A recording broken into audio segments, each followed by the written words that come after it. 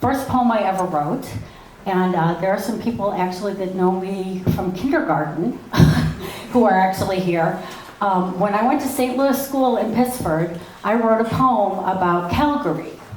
And I'm going to say it because I think it's pretty impressive that an 8-year-old would think about the relationship between Mary and Jesus. Now, I'm not totally going to lay religious poetry on you this evening, but I think this one is worth sharing with you. On a mountain dark and red are 3 crosses of the dead. Under the middle one, a mother stands, crying and wringing her hands, praying to God for her only son. Then a voice, a faint one, calls out, "Woman, woman, do not cry. I am your son, who had to die." So that was the first poem of note that I actually wrote, and I was 8 years old at St. Louis School. That's not too shabby. Not too shabby, right? Yeah, thank you. Catherine's Poetic Life has 3 books of poetry. There are 3 books, starting with Better Look. At age 27, I started to say, and this is where some of you actually went 24 years ago and heard me speak by poetry. Better Look was about looking at myself better, understanding myself, finding who I was. At 27, I was starting to mature and understand myself. I had gotten sober. I was trying to deal with mental illness. It was a book of really starting to have introspection. So then that went from 27 to 55. At 55 to 57 currently, I wrote a book called Better Looking. And I moved from looking at the material, physical, emotional ways of looking at myself to the spiritual ways of looking at myself, to more centered mindfulness. And then the final book that I wrote, it's a trilogy, is called Seeing. And that has to do with coming to see things as they truly, truly are, not the least of which is myself. So those 3 books are going to have albums produced with them. I've produced my first album of spoken word with music. I have a producer, Kenny Kaler, who has done the music and done production time for me. It's actually done. It is 9 pieces of poetry that I have done through Better Look. I'm also hoping to go into Better Looking and Seeing and producing albums for those. And this evening, I'm going to end this evening with my final segment with the last song from the album. So I'm going to give you a taste of what's out there. Now, part of the reason I asked you to populate my social media is I do want to publish. I've been sitting on these books for 30, 40 years. It's time to get them out there. It's time to get the albums out there. They're done.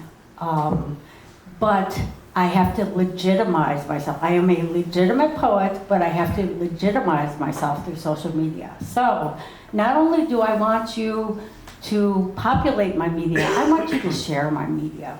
Let's get it out there. I think you're going to enjoy this evening. So 2 more books. I went from poetry into prose, and I'm working on a book called Humble Food. Humble Food is about my experiences. Some of you know I actually spent a great deal of time in the corporate world, did a lot of eating, had a lot of really interesting situations, not the least of which was to meet a Kabbalah. Anyone Jewish in the theater? Well, a Kabbalah is, to the best of my knowledge, a Jewish mystic that shouldn't be eating bacon. Well, my story is called The Kabbalah's Bacon. So you'll get a kick out of what I experienced in Monterey one time with the Kabbalah. So there's humble food. And then finally, I run a sangha, a meditation sangha on Saturdays at 2 o'clock. This is something that I call stone soup. It started off with very remedial practices of meditation and went into 9 years of people coming from the Hindu faith, the Buddhist faith, the pagan faith, the Zulu faith. I've had people come from all over the world by virtue of attraction, not promotion. And people Zoom to this on Saturdays. They come physically to this. This is my Lakshmi. She's my goddess. It's not a Buddha. This is Lakshmi. This is the Hindu goddess of wealth and prosperity. Big fan of hers. And there is my card. Please take them. Follow me. If you didn't get my social media monikers, they're on the business cards.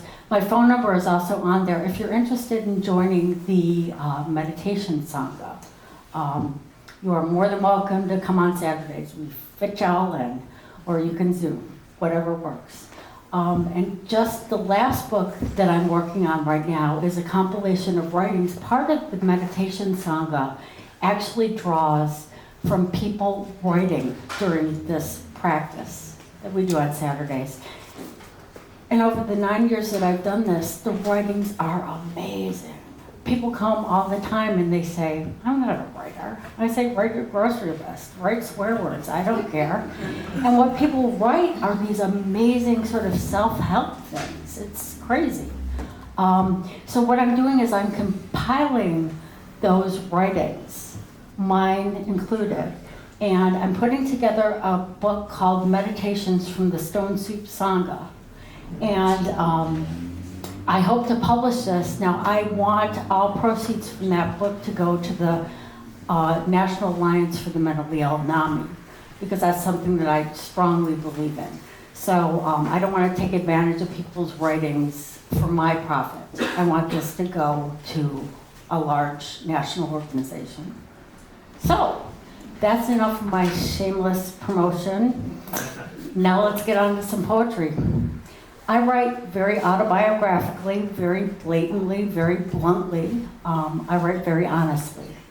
I'm going to start off with a poem called Last Days at Work. I wake up selfish, yesterday's makeup under my eyes. We reach for each other, both preoccupied with the day ahead. Our son, half asleep, somewhere in the background, is about to be carted off. I reach for my breakfast, coffee and Prozac. We kiss goodbye. Excruciating the time from when I hear your car leave to when my bathrobe hits the cold floor. Excruciating when I see yesterday washing down the drain. Pain flung aside like the shower curtain, I dry and suit up into sausage casing, forcing size 6 clothes over a 10's body. I elevate, grab more coffee, and race out the door. Excruciating the time from the driveway to the office, already late. Excruciating my manic manner and pangs of loneliness. I arrive with these secrets, hoping for conversation rather than piles of work. Throughout the day, I binge on coffee and water and business lunches. I binge on people and projects and spur-of-the-moment shopping sprees. Nothing fills me. So I go home selfish to exercise and plan tomorrow's outfit, existing on the outskirts of my family, myself. I was in the workforce for 30 years. I worked crazy jobs with crazy expectations, primarily that I placed on myself. I did have intermittent times when I could stay at home with my son, which is really what I wanted to do. So, on a happier note, this poem is called Grocery Shopping. See if you can guess which Wegmans it is. It is not Pittsburgh, it is not East Avenue. And this was in the 90s, by the way. So maybe that'll help you. People who live in East Rockport. Grocery shopping. We, my son and I, go once or twice in a month.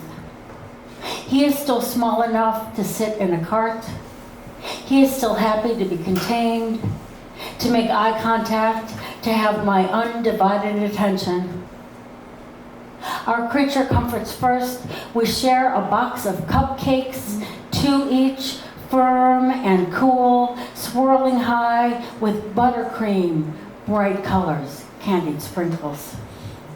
Smart how they place the bakery first. As we make our way, I have devoured mine. 2 mouthfuls per. My son has devoured the frosting and tiny cake bites. We move to produce. Me with greasy fingers and a list. He with wrap cakes and a frosted mouth. A stock boy with paper towels takes one look at us and offers up some sheets. As I bag cut broccoli, my son offers to exchange the cakes for a piece. I in turn waste nothing. Next, we pass the aquarium. He spots lobsters. My choices are less glamorous. Mostly we eat catfish. On we go, I must admit, losing momentum, the best of it really over, toward utilitarian aisles of cans and plastic, cardboard and glass. We both squirm thirsty as our sugar levels dip. Smart how they place coolers of soda so near the end. As we make our second wind, we head towards checkout. Waiting, we are not distracted by the candy. I reach for a magazine, lose 10 pounds in a week. Flattering bathing suits for your body type. I put it down, glad I ate the damn cakes. Then I empty the cart of all its contents, including my son, and pay the bill, usually forgetting to pay for the cakes, which security does come after you when you do that, by the way. Then we hop out the automatic doors, hop on the cart, and ride to the car. Anyone, what Wegmans is that? Anyone? Eastbridge. Exactly. Okay, so then there's February and January when you're a stay-at-home mom, or anyone for that matter. 1 minute I'm okay with this, staying at home, unprotected sex, but somewhere between the flu shot, Christmas overproduction, volunteering in the classroom, the gray hits, the flu hits, and I am reduced. A week in bed, 3 more of fatigue, lack of sun, no lack of to-dos. So then who wouldn't entertain self-doubts flicking between Sesame Street, QVC, and Jerry Springer? Waiting for school to end, wondering what's for dinner, hoping no one needs clean laundry. Now this I am going to preface a little. Thank you to all you stay-at-home moms and dads that do this too. We're all in this together in Rochester. This poem I'm going to give a backstory on because it's really dear to me. It's a poem called High Heels. And the first stanza I wrote when there were these little girls across the street from where I lived, the Berry girls. And there were 4 of them. They ranged in ages from 3 to 9. And one day I was sitting on my front stoop and I heard the unmistakable sound of that high heel shoe and a little girl's foot in it. And I thought, oh my God, I have to describe this. Like I have to give a visual picture through words of what the sound is that happens. So I wrote the first stanza. And then the second stanza came when my mother had breast surgery for breast cancer. And I was laying in one of those vinyl recliners next to her hospital bed. And she was coming out of surgery, and I spent the night with her. And I thought, what was my mother like in high heel shoes? What was the expectation I had of my mother, especially with high heel shoes, which is it seems like an integral part of how women sort of, especially from my generation and older, sort of view themselves. There are certain things that we place as a part of our femininity. So I wrote that stanza with my mother, not knowing whether she was going to survive through this. And then I turned the focus on myself, and I wrote a stanza about how I had been the little girl in the high heel shoes, how I hoped to be my mother in the high heel shoes, and how I struggled with the high heel shoes. So, high heels. I know the sound of a little girl walking in her mother's high heels. The cautious shuffle of the soles along the ground. The dragging drum roll of the heels across the pavement. She walks on delicate toes, trying not to fall from someone else's shoes. I can remember the sound of my mother walking in high heels. I didn't have to see her coming. I could feel her footsteps, their confident staccato. I imagined her gracefully crossing any surface, even ice. At 34, I wear the sound of both pairs. In my high heels, I am confident and statuesque. Good Lord, I am uncomfortable and pinched. Still on my toes, I walk carefully on the frozen pavement, going home to put on my sneakers. Okay. One more poem and then we're going to take a break. How are we doing so far? Okay. Thank you. Thank you.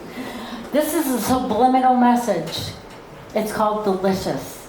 And I wrote this poem for a friend of mine who is a chef who had a chef's table dinner one night. And I thought, what do I bring to it? I'm a recovering alcoholic. I don't bring a bottle of wine. I'm not going to bring him flowers. I'm going to bring him a poem. So this is called Delicious. When something is delicious, it is lush and fragrant to the taste. It is, after all, an explosion of thoughts and buds and honest assessments. It is hilarious and serious, popping bubbles, squirting them into another's dream. Imagine a taste. Imagine a texture. Imagine a porcelain plate and cut into the sensual delight of this meal we call life.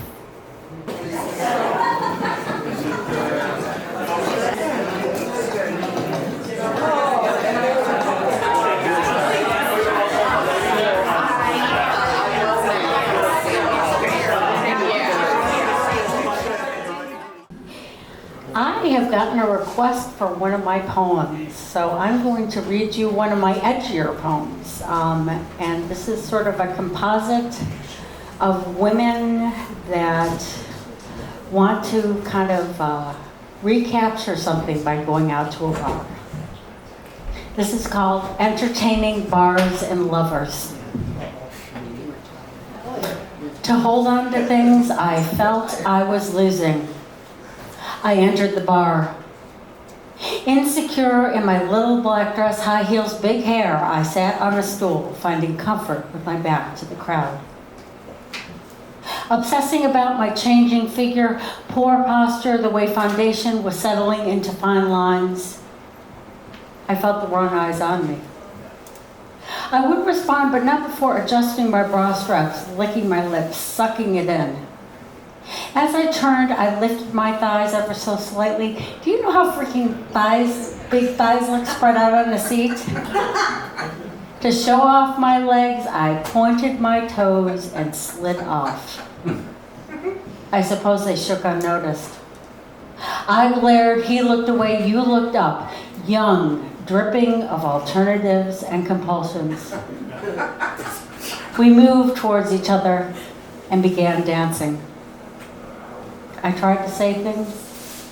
The music absorbed them. Our bodies moved closer, your eyes closed. Mine kept trying to connect. As the song was ending, 5 minutes of dancing, 45 minutes of unnatural selection, hours of preparation became exhausting. I excused myself for a moment. Standing in line for the bathroom, things got a little clearer between the full-length mirror and regulars. Insecurities were beginning to take their place. During a moment of muffled bass notes, behind a graffitied stall door, I pulled down my control tops, thanks to the younger ones in the audience, and out popped my stomach. By this time, I had had it and was beginning to get it. So I left. Thank you, Lori, for suggesting that I read that.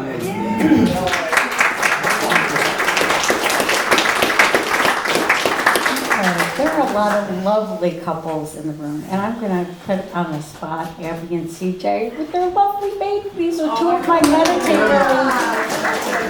Quietly clap. Oh my gosh, it is so good to see them out with their baby this evening. Her first poetry reading. Well, all we need is a tower card now and we'll be all set. Inside joke. If you come to meditation, you'll find out what that means. Okay, there's a lot of love in this room, and there's a lot of couples, and there are people here who are with their significant others. There are people who don't have significant others. But I wrote a poem about what should be in a relationship when you're starting into a relationship, what you should be able to do for this other person. It's called Dreamcatcher. Would it be that you will let me catch your dreams? For if you do, I promise I will come to know them dearly in my heart.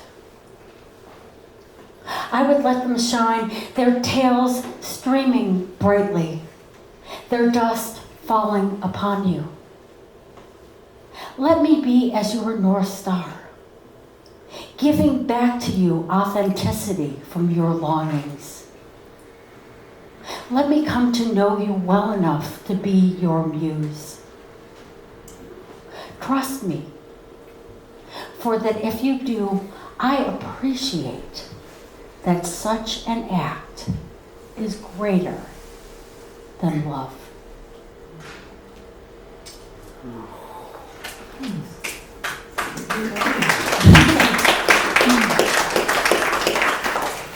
And here's another poem about relationships. For those of us that don't necessarily have a love interest in our lives right now. It's called Affairs of the Heart. In the absence of love, the heart reluctantly beats, longing and regrets and hope. It pumps with resolve to stay the course, pulsing life and depletion and life again. With the mind, love is but a concept.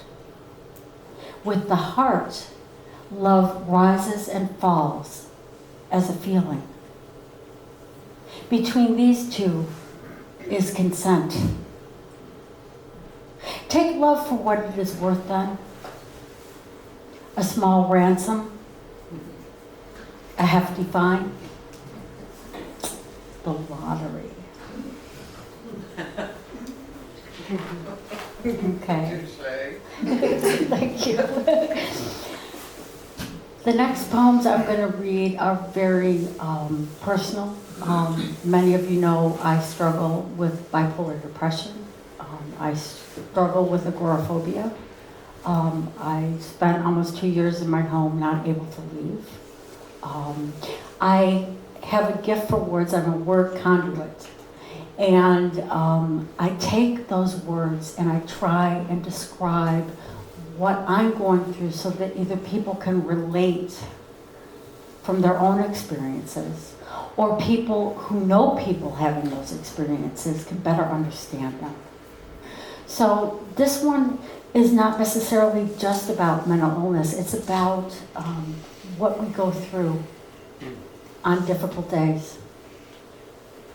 And my friend Pamela over here is my title mistress. She is the person that I come to. We have coffee every Friday together. And she comes over, and when I don't have a title for a poem, she listens and takes notes and then goes, "This is the title." And I go, "Yes, it is." So I think she's already titled this one. I can't remember.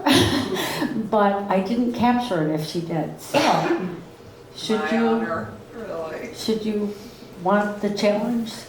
I need a title for this.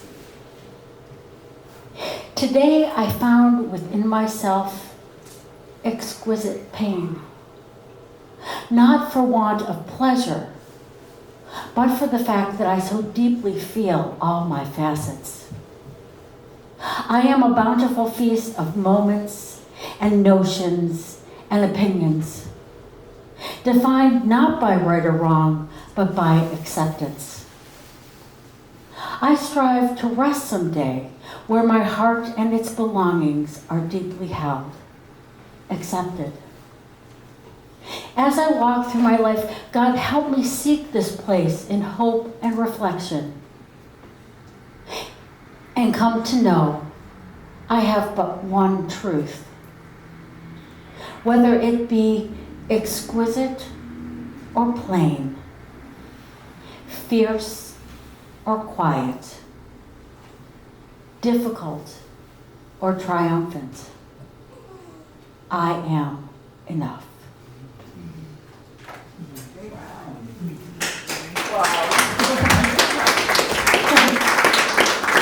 Anything? Oh. I know. We'll come back. Maybe on Friday I'll have a title. Strive. Strive. There you go. That is now called Strive. Yes, I agree. Yeah. I concur. Okay, this one does have a title. This is called agoraphobia. This is what I dealt with for 2 years of my life and go through on occasion. As some of my dear friends know, it's hard for me to leave agoraphobia. Know that I stand in the window and wish I could walk among you. Can you see me? I am dressed to go, yet trapped by the comfort of this dis-ease, confined by the safety of tiny walls, contained by an oh too familiar fear. What frustrates and sickens? The why of it just being too nebulous. But what I do know is that I cannot leave. And I did leave a couple of weeks ago, actually about a month ago, and I went to New York by myself. And I went for Fashion Week, and I went for the Armory Show, and I met with a friend of mine that I made about 12 years ago when I was working for the University of Rochester, and she, oddly enough, runs a foundation called the Hope for Depression Research Foundation. This woman, her name is Audrey Gruss. She is a preeminent supporter of finding a cure for depression, or at least remission. She has put millions of dollars into research for this cause and believes that, yes, it's important that we find cures for cancer and a number of, but this is also a disease. So she asked me to write a poem about depression, to share my experience with it, but also to share the word hope. Because a caveat is her mother's name was Hope, and she struggled with profound depression, and that's why Audrey has made this her life's work. So this poem is called From Depression to Hope. I assure you that this dis-ease untreated is despair. And when depression takes a hold, its hope is that you will drown. For depression takes you under breathlessly, only to bring you up gasping as it teases you can float. Even if you become buoyant, know that life will unsettle the sea again, and despite your best unguided efforts, you will succumb. But as one who has long suffered from depression, know that I have found with grace a willingness and acceptance that invited hope. I found my voice and the words to break with my desolation, opening myself to a fellowship with others who acknowledge with me their struggles and victories, and the healers who administer direction, choices, and even remission. With hope, I now navigate the ravages of this disease. I have pillars, sleep, exercise, nourishment, meditation. I have therapy, medicine, and treatments. All are a part of my life now. Know that you and I are not alone, particularly if we work with hope and share it. For with hope, we become whole and stable. We find that we are unique and belong. And when we come to rigorously abide by this way of living, we not only live, but thrive. Wow.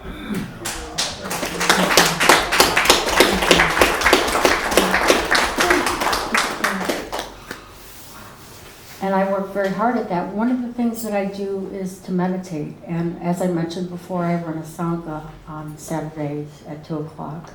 That Sangha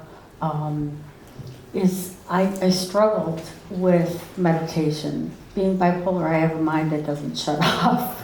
So it's kind of hard to sit in the lotus position with my feet falling asleep, being meditative. So I challenged myself, and I went to Pafard, the Abbey of the Genesee, where they make the monk's bread. And I went on a monastic silent retreat for a week. And I learned about meditation. And the most profound thing happened to me. This was during the winter, and I went and took a walk on the grounds where the wheat usually grows, and it was barren. And I had my first experience with letting go of myself to find myself and my God. So this poem is called Meditation. On my walk, my senses began to dull until I saw nor heard anything. Not the creek nor its gurgling, not my breath nor my breathing, not the vastness of the winter ground, nor my boots crunching through its icy snow, not the crows in the bare trees above the fields, nor their cawing. I was discomforted by such deafening silence, white blindness. I feared having a thoughtless mind. Yet I found the courage to let go, to transcend familiar states, to go beyond the world and myself. And though the world and me came back, I was filled with peace. I was filled with hope. And then I knew I had emptied myself enough to find my God. I'm going to end this evening with a little surprise. I did an album of spoken word. It has been produced. Nothing's being done with it right now, but it's there. I'm actually going to play a piece from this album. And it's called Indigenous Summer.